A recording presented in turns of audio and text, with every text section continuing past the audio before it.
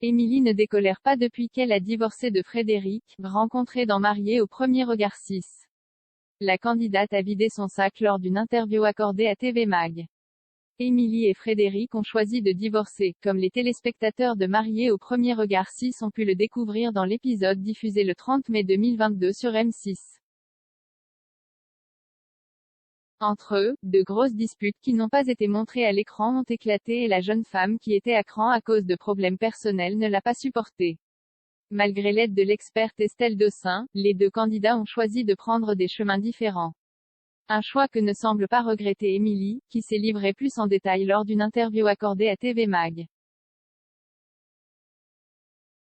Nous sortions d'une grosse dispute, j'avais fait l'effort de venir pour tenter de trouver une solution mais il est resté campé sur ses positions, a-t-elle confié avant d'ajouter, j'ai laissé passer du temps mais il n'y a pas eu d'amélioration. Frédéric cherchait des prétextes pour mettre un terme à notre relation, il ne voulait plus de notre histoire. Il faisait tout pour que je m'énerve en me faisant des réflexions en permanence. Point. Très remontée contre son ex-mari, elle a continué, quand je vois le comportement excessif qu'il a, encore aujourd'hui, avec moi, je me dis que c'est une très bonne chose qu'il ne soit plus dans ma vie. Je ne me remettrai jamais avec lui, il est tout le contraire de ce que je recherche. Notre divorce est acté administrativement. Nous n'avons plus le moindre contact, nous sommes en très mauvais termes. J'avais fait la démarche de revenir vers lui mais il était encore dans le contrôle, la paranoïa et la malveillance. Point. Le 24 mai 2022, après une séquence diffusée dans Mariés au premier regard 6, Émilie avait déjà fait savoir sur son compte Instagram que le comportement de Frédéric ne lui convenait pas et qu'elle n'appréciait pas les remarques qu'il pouvait lui faire au sujet de sa fille Lina.